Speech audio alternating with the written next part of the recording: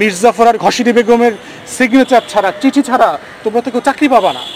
অতএব তোমার মিছিল করে যদি এখানে সংবিধানও পরিবর্তন হয়, তাতেও তোমার চাকরির কোনো নিশ্চয়তা এখানে নাই। তোমাকে প্রজ্ঞাপন জারি করে দিল, যে প্রসেস আছে নিয়োগ প্রসেস, সব আওয়ামী লীগের বাটপাট দালালরা বসে থাকবে ভাইবা বোর্ডে। ছাত্রলীগের চিরকুট, আওয়ামী লীগের চিরকুট ছাড়া চাকরি হবে না। তুমি মিছিল করছো বলে তোমার চাকরি হবে? এটা সম্ভব? প্র্যাকটিক্যাল?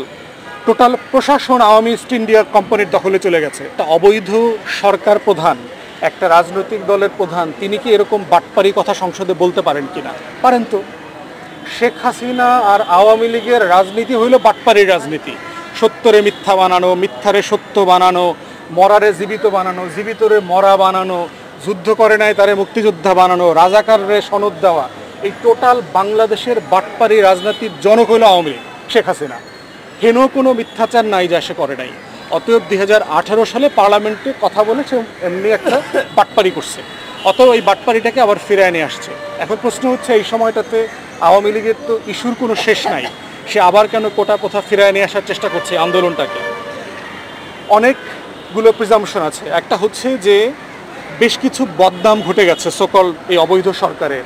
এই মতিউর, বেনজির, হাবিজাবির প্রচুর দুর্নীতির খবর আসছে। তো এই খবরগুলোকে বাইপাস করবার জন্য আর একটা খুব শক্তিশালী খবর দরকার। কারণ দুর্বল খবর দিয়ে, আপনি শুধুমাত্র বন্যার খবর দিয়ে দুর্নীতি বাইপাস করতে পারবেন না। অতএব এমন একটা দরকার যে আন্দোলনটার প্রতি সারা দেশের মানুষের আবার নজর তৈরি হবে। তারা দেখেছে যে কোটা আন্দোলনটা ফিরিয়ে নিয়ে আসলে তারা এই বন্যার সমস্যা, কোটি কোটি মানুষের যে দুর্ভোগ উত্তরাঞ্চলে এবং সিলেট বিভাগে চলছে, সেটা ভুলিয়ে দেওয়া যাবে।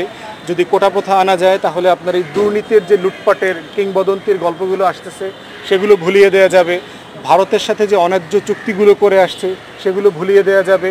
সর্বোপরি হচ্ছে, এটা বাতিল করবে কিনা এমনটার ব্যাপারে আমি এখনও নিশ্চিত নই। এটা হতে পারে। আপনাদের 18 সালের নাটকের স্ক্রিপ্টটা মনে করায় দেই। সেটা হচ্ছে যে আপিলের ডিভিশনে একটা রায় হবে, আবার এই সরকার দলীয় প্রধান সোনার বাংলায় ঘোষণা দেবেন, যেহেতু ছেলেমেয়েরা চায় না আমরা কোটা রাখবো না, এটার মধ্য দিয়ে ছাত্রলীগ ওনাকে আবার দেশনেত্রী হিসাবে আবার একটা সোহরাওয়ার্দী উদ্যানে সম্বর্ধনা দেবেন। আর এই যে মিছিলকারী জনগোষ্ঠী সেদিন আবার নতুন করে স্লোগান দিবে, শেখ মুজিবের বাংলায় বৈষম্যের ঠাঁই নাই, শেখ হাসিনার বাংলায় বৈষম্যের ঠাঁই নাই। এই নাটকের স্ক্রিপ্ট চলছে।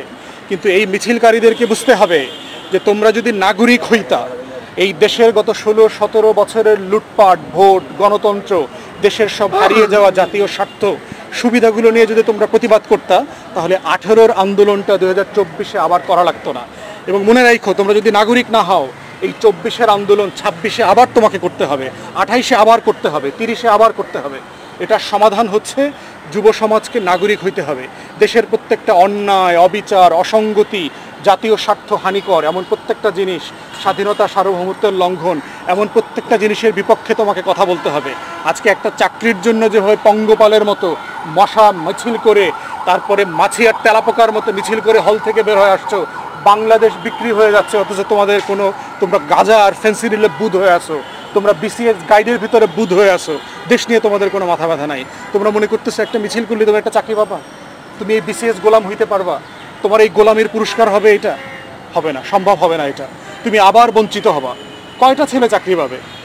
তোমাকে প্রজ্ঞাপন জারি করে দিল, যে প্রসেস আছে নিয়োগ প্রসেস, সব আওয়ামী লীগের বাটপাট দালালরা বসে থাকবে ভাইবা বোর্ডে। ছাত্রলীগের চিরকুট, আওয়ামী লীগের চিরকুট ছাড়া চাকরি হবে না। তুমি মিছিল করছো বলে তোমার চাকরি হবে? এটা সম্ভব? প্র্যাকটিক্যাল? টোটাল প্রশাসন আওয়ামী ইস্ট ইন্ডিয়া কোম্পানির দখলে চলে গেছে। অতএব মির্জাফর আর ঘসিটি বেগমের সিগনেচার ছাড়া, চিঠি ছাড়া তোমরা তো কেউ চাকরি পাবা না। অতএব তোমার মিছিল করে যদি এখানে সংবিধানও পরিবর্তন হয়, তাতেও তোমার চাকরির কোনো নিশ্চয়তা এখানে নাই। অতএব বুঝতে হবে, এই মিছিলটা দেশের জন্য হইতে হবে, এই মিছিলটা গণতন্ত্রের লড়াইয়ের জন্য হইতে হবে, এই মিছিলটা রাষ্ট্রকে রাষ্ট্র বানানোর জন্য হইতে হবে। সেই দিন মাত্র শুধু তুমি গ্যারান্টি পাবা যে তোমার অধিকারটা তুমি ফেরত আসলে পাইতে পারো। এছাড়া অন্য কোনোভাবে তোমার এই অধিকার ফেরত পাওয়ার কোনো নিশ্চয়তা নাই।